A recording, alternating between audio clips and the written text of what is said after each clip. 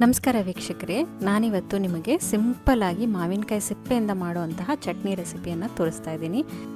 ಈ ರೆಸಿಪಿ ನಮ್ಮ house help ಆದಂಥ ಮಲ್ಲಿಕಕ್ಕನದ್ದು. ಅವ್ರು ಮೊದಲನೇ ಸರಿನೇ ಈ ರೆಸಿಪಿ ಮಾಡಿದಾಗ ತುಂಬ ಚೆನ್ನಾಗಾಗಿತ್ತು. ಹಾಗಾಗಿ ಈ ರೆಸಿಪಿಯನ್ನು ನಾನು ನಿಮ್ಮ ಜೊತೆ ಶೇರ್ ಮಾಡ್ತಾ ಇದ್ದೀನಿ.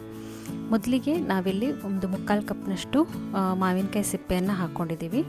ಅದ್ರ ಜೊತೆಗೆ 1 ಟೇಬಲ್ ಸ್ಪೂನಷ್ಟು ಕೊತ್ತಂಬರಿ ಬೀಜ, 2 ಹಸಿಮೆಣಸಿನ್ಕಾಯಿ, ನಿಮಗೆ ಖಾರ ಜಾಸ್ತಿ ಬೇಕಿದ್ರೆ ಸ್ವಲ್ಪ ಜಾಸ್ತಿ ಹಾಕ್ಕೊಳ್ಬೋದು, 5 ಬೆಳ್ಳುಳ್ಳಿ ಎಸ್ಲು, ಮತ್ತು ಸ್ವಲ್ಪ ಒಂದು ಅರ್ಧ ಟೇಬಲ್ ಸ್ಪೂನಷ್ಟು ಬೆಲ್ಲ. ಇದಕ್ಕೇ ಒಂದು 1/4 ಕಪ್ನಷ್ಟು ಹಸಿ ತೆಂಗಿನಕಾಯಿ ತುರಿಯನ್ನು ಹಾಕ್ಕೊಳ್ಳಿ, ಮತ್ತು ರುಚಿಗೆ ತಕ್ಕಷ್ಟು ಉಪ್ಪು. ಇಷ್ಟೇ ಇಂಗ್ರೀಡಿಯೆಂಟ್ಸ್ ಬೇಕಾಗಿರೋದು.